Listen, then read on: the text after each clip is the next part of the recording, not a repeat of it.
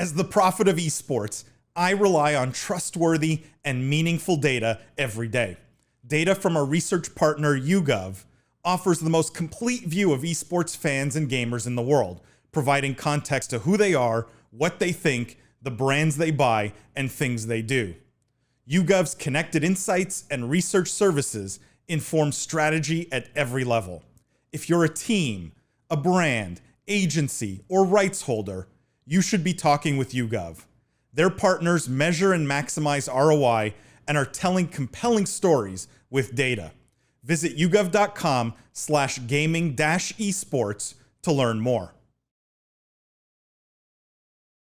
This is the doc again, guys, and this is him talking about Overwatch 2. Dr. Disrespect, Overwatch 2 doesn't do enough to actually save dying franchise. So he's brought the hammer down on Overwatch revival hopes, claiming the half-boiled sequel release doesn't do enough to actually solve Blizzard title's ongoing problems and won't save the franchise. He says it's not, the comment he makes is this not just Overwatch 1? So for those of you who don't know, the beta of Overwatch 2 is out now. People are playing it. It's just the PvP right now, and it's 5v5 instead of 6v6, and a little bit of a reskin. Thoughts on the doc and Overwatch, guys? Like, how much do you put into Doc's thoughts on Overwatch 2 here? And is it too early to call? I guess is maybe the bigger question. That's my knee-jerk reaction. Like, you're saying it's done when you're only looking at the beta, which doesn't show the half of it. We've all played tons of betas, which look almost nothing like what the actual game's going to look like. Splitgate, right, Paul? Like, we know that the game is going to look much different than what the beta looked like. And we had Ian Pro on the show. Go check out. That was a great episode. But, the beta looking not nearly anything like the amazing game that he's building that we got to look at PAX. The other thing, too, with Doc, one, obviously, he's a little eccentric, just a tad. But two, he's also building a competing FPS. So I just take everything that comes out of his mouth with multiple grains of salt because it's inflammatory by nature for the purpose of, I don't know. I don't know what the purpose is, but I think it's too soon to call. And I also question the source. So no one thinks we can call it. Has anyone tried it? Have any of you guys tried it? Arguably, we can call it. I mean, Jimmy's points are totally valid, but I do think if there was a sequel that needed to come out with a bang and have a great beta, the public negativity is so high around this, you almost never hear people talk good about Overwatch for the last years plus. So it needs to be really good to get people back, and this obviously helps. Yeah, I will say I did try it. So I did have access to the beta. I did try it. I'm going to look, guys, this is going to be, I don't think that hot of a take, and it's going to be clearly an unpopular opinion in this group, I think. But Blizzard is dead. Blizzard is actually dead as a company. If I had the, rest in peace, funeral music, that's what I would be playing right now. Overwatch 2 is the clearest sign that Blizzard really has no purpose to exist anymore, right? As a game company, they don't make games. It's literally a reskin of Overwatch 1. That's it. And they eliminated one tank and reskinned the game. And the experience is basically exactly the same as Overwatch 1.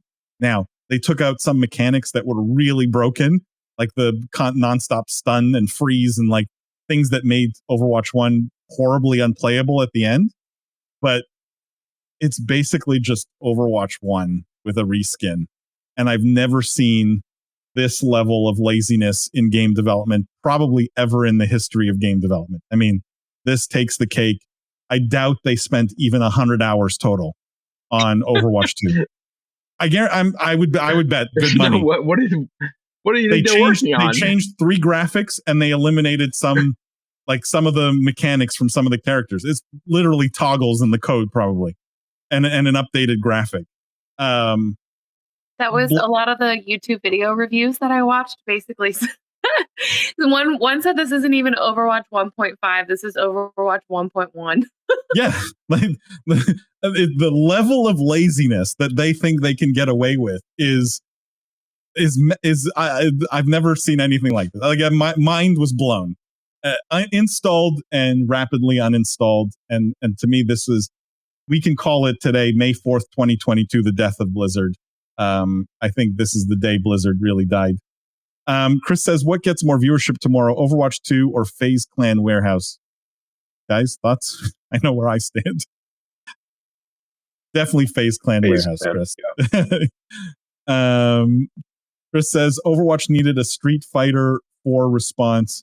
What happened this weekend, wasn't it? Yeah. Part of the problem is the marketing of it all, right? Like, don't call it Overwatch 2. It creates an expectation of a new game. Like, people were going to expect a new game. If you put a 2 after it, call it a content patch or a balance patch or something, right? And then the expectations are $40. Yeah. Although they're giving it away, right? Except for the PvP part or whatever. PvE may be good, but like, it's not gonna save. Chris says, agree with Prophet, rip Blizzard. Blizzard's dead, and it's really unfortunate. Never thought I'd see the day. Brandon says, my wife is an Overwatch player, and she was pretty disappointed. I mean, that I think, Brandon, has been the consensus I've heard from everyone who has played the game and who played Overwatch 1 pretty seriously. Like, I know a lot of people who played it quite seriously, and this was a huge disappointment, which is unfortunate. So, for all the owners of Overwatch League teams, just a warning: your savior is not going to happen, right? Everyone, that was the other argument. Overwatch 2 is going to save Overwatch League. That's if there ever was a Hail Mary, that was that. But even a second coming of Christ isn't going to make Overwatch 2 a better game.